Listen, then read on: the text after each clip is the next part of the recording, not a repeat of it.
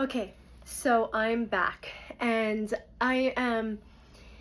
First of all, I want to start by answering a few questions. People are, what is it that drove you to come out here and tell your story? And I would turn that back on you, because what really compels us to do anything in our life? Why did you choose that person? Why did you choose that job? Why did you take a left instead of a right? Like all the different things, right? We all have a destination, and then we just got to show up on the path. To be honest, I have no idea. I can't.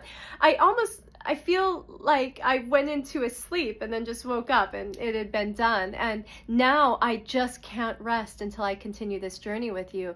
It's like everything else I've created in my life. I've done a yoga festival, I opened up a yoga studio, and all of these things, it's like this energy that surges through you that you can't control until you just release it. And this is how I'm being compelled to release it. And so I keep asking how can I make this of service? And this is, I believe that really within my story is the nuggets that each person, each of you can utilize in your journey to allow yourself to continue along your path towards who you're becoming. And that you can see that no matter where it is that you are on your journey, you have no idea where it's taking you. Right? I mean, to imagine somebody that's in the adult industry, with a child, a teenage mother, living on their own with nobody, and who I am today as a healer, yoga instructor, doing life coaching, and all these wonderful things, right? I mean, I believe it's wonderful. I enjoy my life very, very much. And one thing I can say is I remember being her, and I feel like she's so very different. So how can that be the case? How can I be these two people? And I look back and I go, well, it's like our evolution in life. Each one of us is moving up this ladder. And this ladder is yours. It's your personal ladder. You have a destiny, you have a purpose, you have a thing that you're becoming that is going to serve the world, that we are all waiting for, by the way, so step your game up. But where you are right now is absolutely perfect. And I promise you, one day, you're going to look back at your past and be so grateful, just like I am, for every single place that you've been, every person that's come along and caused you harm and hurt you.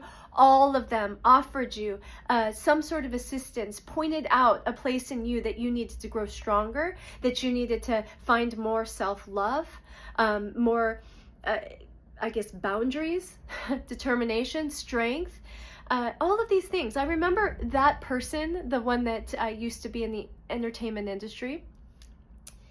We'll call her Capri, because that is what I went by most of the time. As a dancer, when you go to a club, if it's a new place, you have to choose a name. And if somebody has that name, you have to choose something else. So I did go by several different names. But if I go back and I talk to Capri, and I look at the world through her eyes, she lived in a very, very dark place. A very limited place. Like, her view of the world was made up of limiting beliefs that were sort of fogging her filter. So everything that she saw was fight or flight. It was fear-based. It was lack, scarcity. So it didn't matter. When you're looking at the world, when you're viewing the world through root chakra, adrenal glands, fight or flight, then it doesn't matter how much money you make. You could win the lottery. Nothing matters, because you will lose it just as quickly. The scarcity mindset will cause you to just find ways to leak money until it's gone, so that you can go back and validate your story of there's never enough. That's where I lived. Right? I was gifted these beliefs, and my journey was having to face each one of these beliefs one at a time and see them as whether or not they were true. And the biggest thing I did was I hid myself. I buried myself. I didn't like people to look at me, and people looked at me a lot. It was so interesting. It was like that was the number one thing I need to face. So guess what? I was thrown onto a stage where people would look at me, and I would do whatever I could. I'd be on that stage with my eyes closed. Oftentimes I would ignore everybody. There could be somebody standing there with a $100 bill trying to give it to me, and I would not even approach them, because I wanted to pretend that they weren't there. It was my way to cope. And it wasn't until I got to this place, and it's taken many years to get to a place where I can be on the stage. And please look at me.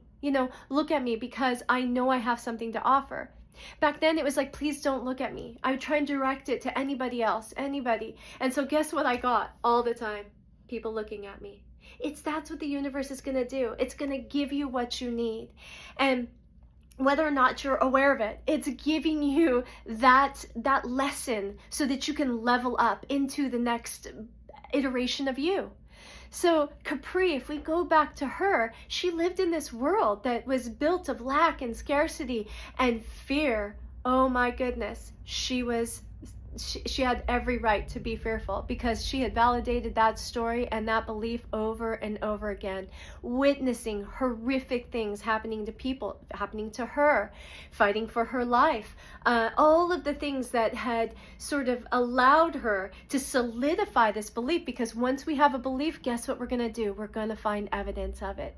It's just like something I use with my coaching clients all the time. I say, hey, imagine I told you to go outside right now and look for all of the red cars. And then when you come back in, if I said, okay, how many blue cars were out there? You wouldn't be able to tell me. You'd be, wait, you told me to look for red cars. Exactly.